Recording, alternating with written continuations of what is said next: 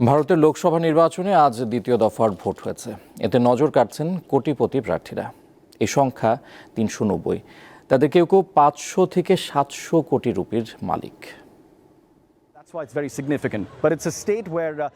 ভারতের লোকসভা নির্বাচনের দ্বিতীয় দফার ভোট গ্রহণ হবে ২৬শে এপ্রিল। ভোটে ১৩ রাজ্যে মোট ১,১৯৮ জন প্রার্থী প্রতিদ্বন্দ্বিতা করছেন। তাদের মধ্যে ১,১৯২ জনের হলফনামা বিশ্লেষণ করেছে দেশটির নির্বাচনী তথ্য সংক্রান্ত পর্যবেক্ষক সংস্থা এডিআর। এতে বলা হয়েছে, দ্বিতীয় দফার ভোটে ৩৯০ জন প্রার্থী এবার কোটিপতি। আর এমন ৬ জন প্রার্থী রয়েছেন যাদের কোনো সহায় সম্পদ নেই। তাদের নেই কোনো বাড়ি, থাকার জায়গা, এমনকি মোবাইল ফোনও।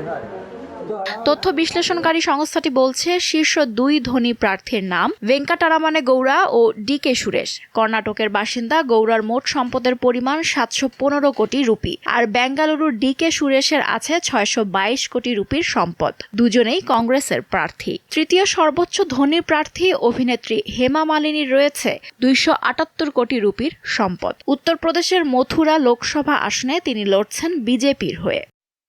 দ্বিতীয় দফার নির্বাচনের সবচেয়ে দরিদ্র প্রার্থীর রেকর্ডও রয়েছে। মাত্র ৫০০ রুপি পকেটে নিয়ে মহারাষ্ট্রের নান্দের লোকসভা আসন থেকে নির্বাচনে প্রতিদ্বন্দ্বিতা করছেন নির্দলীয় প্রার্থী লক্ষণ নাগারাও। গত ১৯শে এপ্রিল নির্বাচনের প্রথম ধাপের ভোট গ্রহণ শুরু হয়েছে, যা চলবে ১ জুন পর্যন্ত। ৭ দফার নির্বাচনের দ্বিতীয় দফায় দেশটির ১৩ রাজ্যের ৮৯টি লোকসভা আসনের ভোট গ্রহণ হবে ২৬শে এপ্রিল। লুৎফা ফৌজিয়া, দীপ্ত, বার্তাকক্ষ।